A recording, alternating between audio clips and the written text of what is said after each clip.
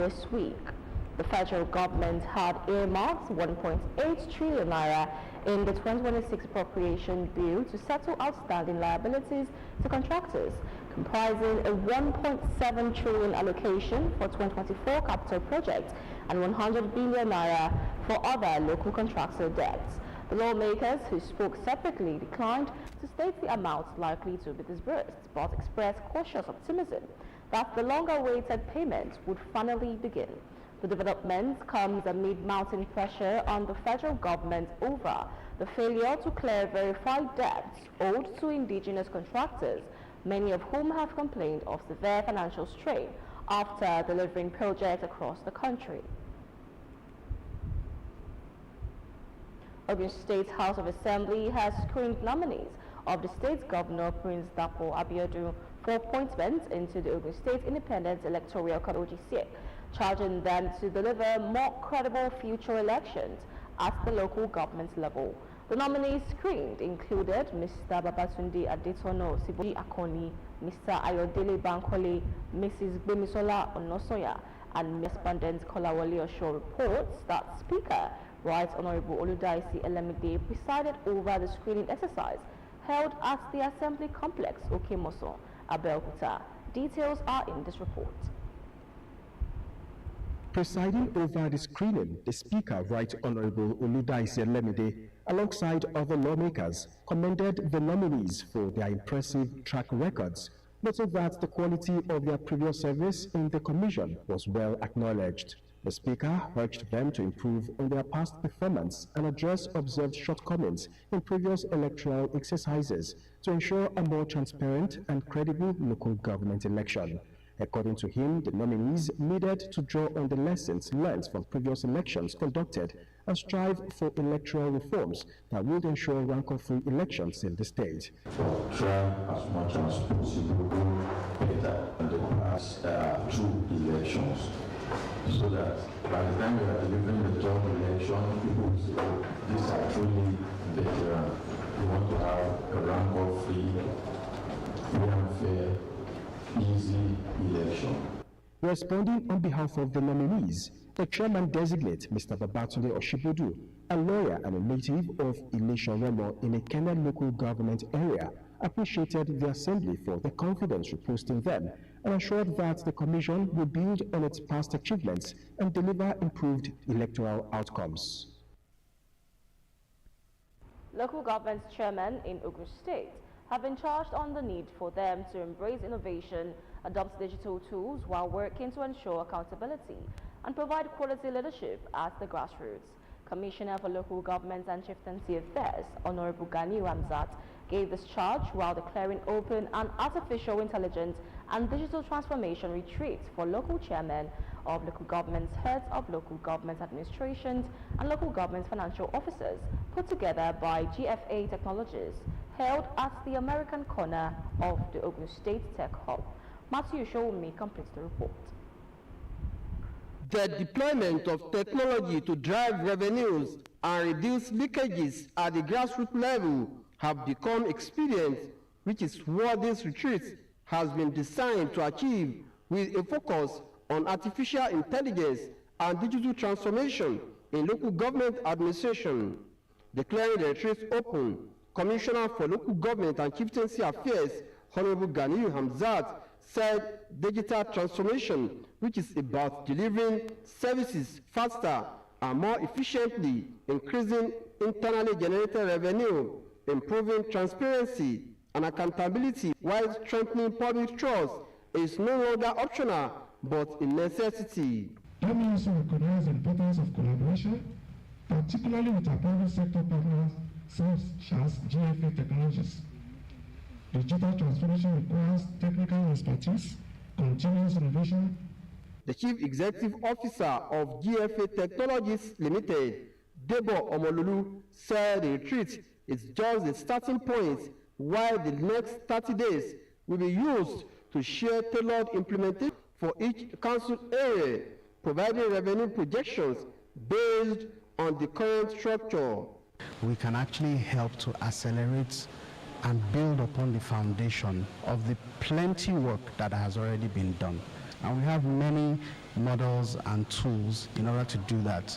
Director General of Public-Private Partnership in Ogun State, Dapo Odos of Technology in Driving Effective Public-Private Partnerships, Chairman of Odeda Local Government, Fola Shade Adeyemo, leading participants, said the retreat would help in advancing good governance at the grassroots. We need e-governance in our local government. We need to curb leakages. We need good governance closer to the people at the grassroots. How we can block the leakages in the area of revenue generation within our local government. I've already made an arrangement with the consultant, so how they are going to help us in our local government to improve in our revenue generation. It shows clearly that operating with their platform and strategy they are bringing on board will improve the revenue generation.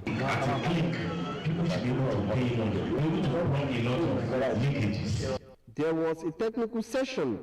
Matthew, show me OGTV News.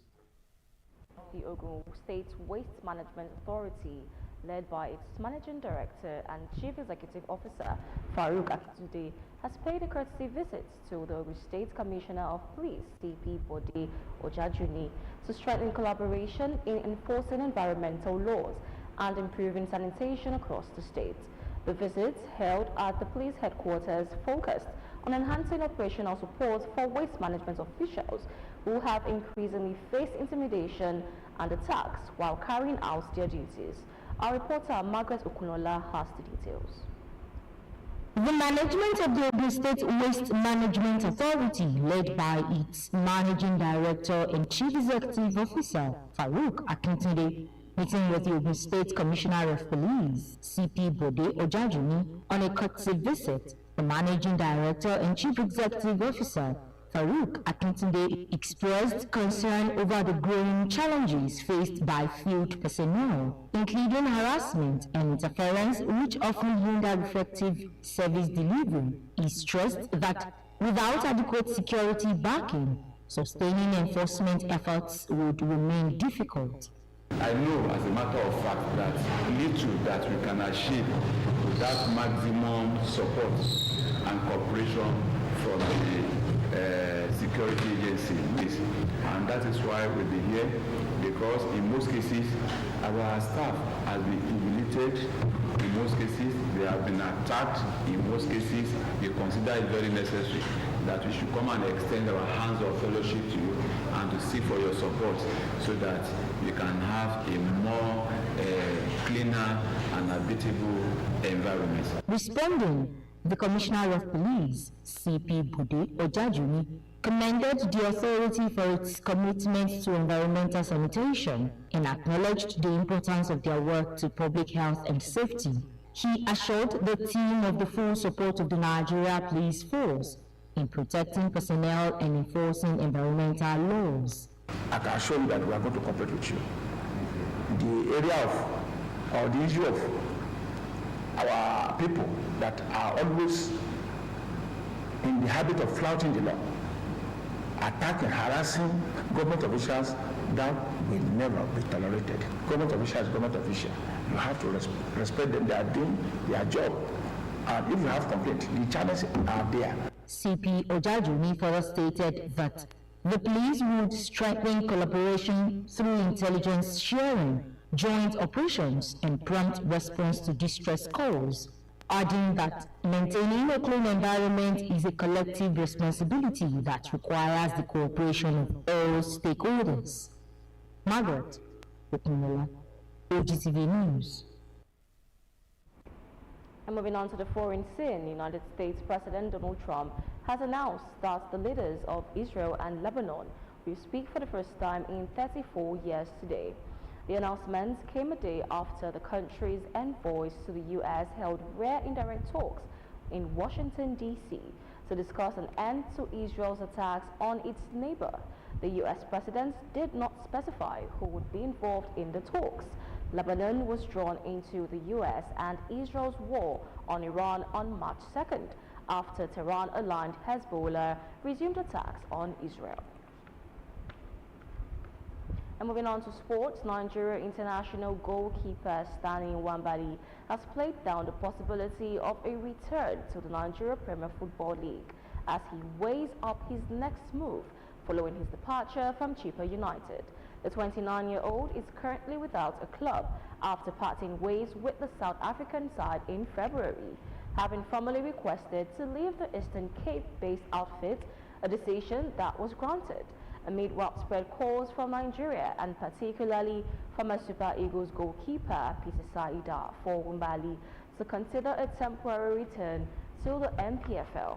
The shot-stopper has made it clear that his focus remains elsewhere, particularly on leagues outside West Africa. Addressing the rumors, he acknowledged the interest but maintains that nothing concrete has been materialized, noting that such discussions often reflect recognition of a player's quality rather than confirmed negotiations. And just before we end the news, in the words of Thomas Edison, it says, "Genius is 1% inspiration and 99% perspiration."